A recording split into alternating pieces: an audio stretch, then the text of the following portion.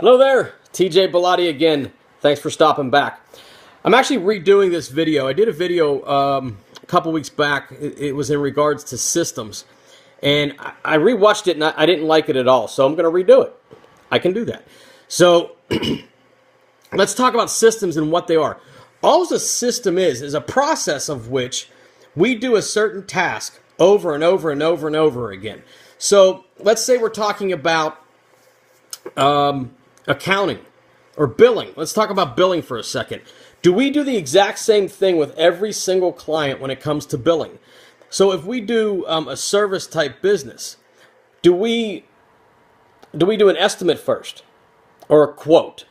Once we do the quote, then after we do the job, how does the information from the job get back to us whenever it's time to issue an invoice? Do we email the invoice? Do we use regular traditional mail for the invoice?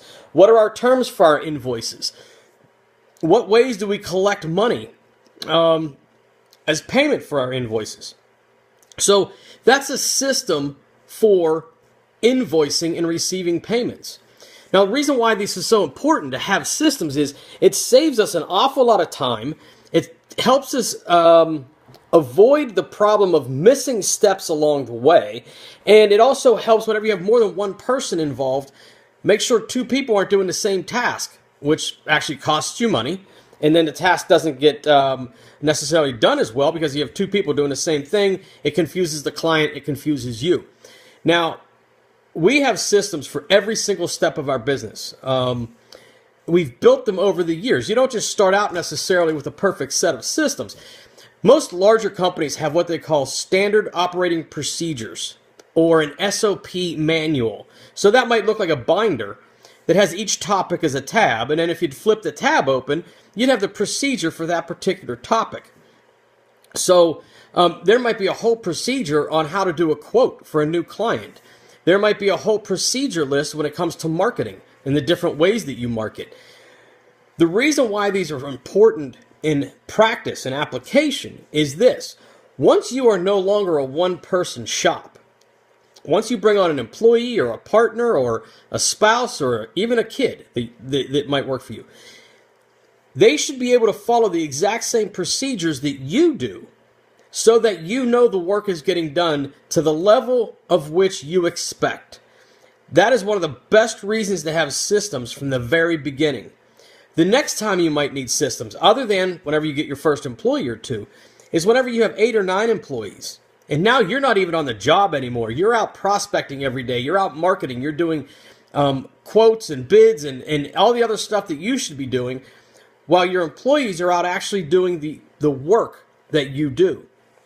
If you do not have procedures in place, they're going to do the work the way they want to. It's hard enough to get employees to do the work that you want them to do the way you want them to do it, even whenever you establish systems. But if you do not have systems and processes, they will decide for you how your work's going to get done. And believe me, the client's not going to be happy with that substitute. The next time you might need systems and processes in place is if you decide to expand into multiple locations, or if you might even have ideas of franchising someday or licensing your product. If you do not have systems in place, none of those different people, places, or groups will do things the way you have decided to do them. And that will totally change your brand because they will decide how things get done. If you are a dry cleaner and you start a dry cleaning business, a laundry service, and you accept a client's clothes in a certain manner and you tag them, you put them in a bag, whatever it is you do, so that you make sure that the clothes that your client dropped off to you are the same clothes that you launder and get back to the client. That's a very important step because if those clothes get mixed up with somebody else's clothes, you're not going to have very happy clients. But if you come up with a system that guarantees that the client's clothes, whenever they get dropped off, are washed on their own and returned to them without any other new additions to their wardrobe, they will be far happier. So if you put a system in place that guarantees that, you'll never have to worry about that problem. If you accept payment in a certain way from those clients, whenever you have an employee standing behind the counter, they'll know exactly what to tell that customer. You don't have to be there for that step. Whenever it comes to how to actually launder the clothes that were dropped off to you. If you're doing it yourself, you know your system. But if you have an employee there, or if you have 2 employees, or if you have 13 employees, that's all going to change if you do not have specific systems that you require the work to be done through. Now, let's say you decide to open a second location. Now you have somebody that might not even see you for a week at a time that is running that other store. They better have very strong processes and systems in place so that that second location runs as well as the first. I have seen many, especially in the restaurant business. I've known a number of people that have opened up a very successful pizza shop or a sandwich shop, and everything goes great because they're always there. Then they open that second location, and the wheels fall off.